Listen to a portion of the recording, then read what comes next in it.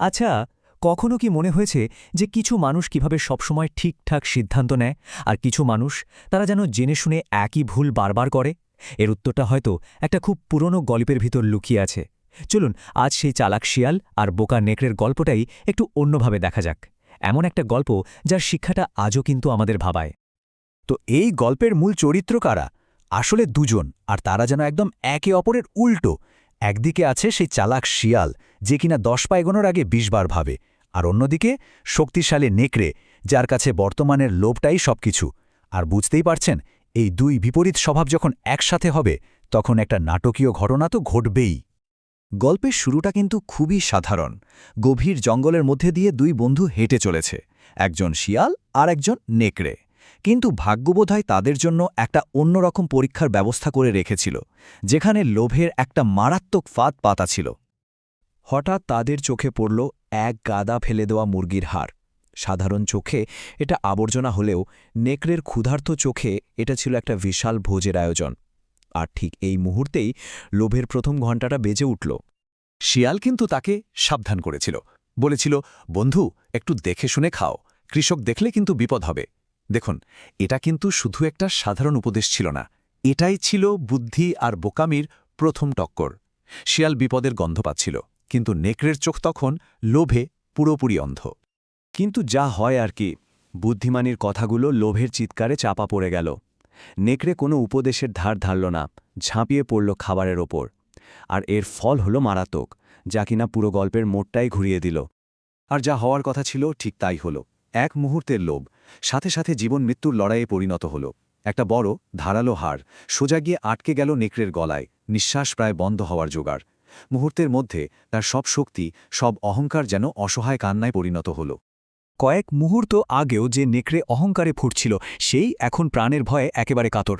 তারই আকুতি শুধু বাঁচার জন্য নয়, এটা আসলে ছিল তার নিজের বোকামির কাছে একটা লজ্জাজনক আত্মসমর্পণ। যখন শরীরের সব শক্তি হার মানে, তখন ভরসা করার মতো আর কি বাকি থাকে? নেকড়ের গর্জন এখন গোঙানিতে পরিণত হয়েছে। এই ভয়াবহ সংকট থেকে বাঁচার পথটা কি তাহলে বুদ্ধির মধ্যেই কোথাও লুকিয়ে আছে? আর ঠিক তখনই, যখন মনে হচ্ছিল সব আশা শেষ, তখন আসরে নামল শিয়াল। ও কিন্তু ভয় পেয়ে দৌড়াদৌড়ি শুরু করেনি, বরং খুব ঠান্ডা মাথায় পুরো পরিস্থিতিটা বোঝার চেষ্টা করল। কারণ ও জানত, বিপদ যতই বড় হোক না কেন, সঠিক কৌশলের কাছে তাকে হার মানতেই হবে। শিয়ালের সমাধানটা কোনো জাদু ছিল না, ছিল একেবারে নিখুঁত একটা পরিকল্পনা। পদ্ধতিটা কী ছিল? প্রথমত মাথা ঠান্ডা রাখা, দ্বিতীয়ত বুদ্ধি দিয়ে সমস্যার মূলটা খুঁজে বের করা, আর তৃতীয়ত সেই অনুযায়ী ব্যবস্থা নেওয়া। এখানে শক্তি নয়, বুদ্ধির সঠিক ব্যবহারটাই ছিল আসল অস্ত্র। এবং কাজ হল, একটা সামান্য লাঠি আর অসাধারণ বুদ্ধির জোরে শিয়াল শেষ পর্যন্ত নেকড়ের জীবনটা বাঁচিয়ে দিল। এই ঘটনাটা কিন্তু পরিষ্কার দেখিয়ে দেয় যে শারীরিক শক্তির চেয়ে মাথার ভেতরের শক্তিটা অনেক বেশি কার্যকর। যাক, বিপদ তাহলে কেটে গেছে। নেকড়ে একটা নতুন জীবন ফিরে পেয়েছে। কিন্তু গল্পের আসল পরীক্ষাটা কিন্তু এখনও বাকি। শারীরিক বিপদ তো শেষ হল, এবার শুরু হবে নৈতিকতার পরীক্ষা। নেকড়ে কি পারবে তার জীবনদাতার প্রতি কৃতজ্ঞতা দেখাতে? শিয়ালের এই অনুরোধটা কিন্তু খুব ন্যায্য ছিল, তাই না? সে একজনের জীবন বাঁচিয়েছে, তার বদলে সামান্য একটা স্বীকৃতি তো চাইতেই পারে। এটা আসলে পুরস্কারের প্রশ্ন ছিল না, ছিল কৃতজ্ঞতা পরীক্ষার একটা প্রশ্ন।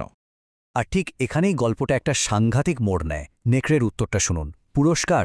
আরে আমার মুখের ভেতর মাথা ঢুকিয়ে যে বেঁচে ফিরতে পেরেছিস, এটাই তো তোর সবচেয়ে বড় পুরস্কার। ভাবা যায়, এটা তো শুধু অকৃতজ্ঞতা না, এটা চরম নির্লজ্জতা। উপকার তো স্বীকার করলই না, উল্টে শিয়ালের সাহায্যটাকেই তার বিরুদ্ধে একটা অস্ত্র হিসাবে ব্যবহার করল। এই যে একটা তিক্ত অভিজ্ঞতা হলো, এর মধ্যে দিয়েই শিয়াল একটা অমূল্য শিক্ষা পেল। এমন শিক্ষা যা কোনো বই পড়ে পাওয়া যায় না। চলুন দেখি গল্পের এই শেষ শিক্ষাটা আসলে কি। নেকড়ের এই আচরণের মূল কারণটা কি? অকৃতজ্ঞতা। এটা এমন একটা স্বভাব যেখানে দয়া বা উপকারের কোনো দামই নেই। আর এটাই শায়েল এই গল্পের সবচেয়ে বড় সতর্কবার্তা। আর এটাই হলো সেই কঠিন সত্যিটা যা শিয়ালকে সেদিন বুঝতে হয়েছিল। কিছু মানুষকে সাহায্য করাটা হচ্ছে অনেকটা ফুটো কলসিতে জল ঢালার মতো। সব চেষ্টাই বৃথা যাবে, কারণ তাদের চরিত্রে কৃতজ্ঞতা বলে কিছু ধারণ করার জায়গাই নেই। তাহলে এই পুরো গল্পটা থেকে মূল শিক্ষণীয় বিষয়গুলো কি কি? প্রথমত, বিচক্ষণ হতে হবে, মানে কাকে সাহায্য করা হচ্ছে সেটা বুঝতে হবে। সবাই কিন্তু সাহায্যের যোগ্য নয়। দ্বিতীয়ত, বুদ্ধিই সবচেয়ে বড় সম্পদ, শারীরিক শক্তি নয়। আর সবশেষে সব সময় সতর্ক থাকতে হবে, কারণ এই পৃথিবীতে বোকা আর অকৃতজ্ঞ নেকড়ের কিন্তু কোনো অভাব নেই। হাজার হাজার বছর পুরনো একটা গল্প, কিন্তু মনে হচ্ছে না যে এটা ঠিক আজকের দিনের কথা বলছে? আমাদের চারপাশে তাকালে কি এমন চালাক শিয়াল আর অকৃতজ্ঞ নেকড়েদের দেখা যায় না? প্রশ্নটা কিন্তু থেকেই যায়। এই যে আধুনিক জঙ্গল, মানে আমাদের এই সমাজ, এখানে আমরা নিজেরা কোন চরিত্রটা বেছে নেব?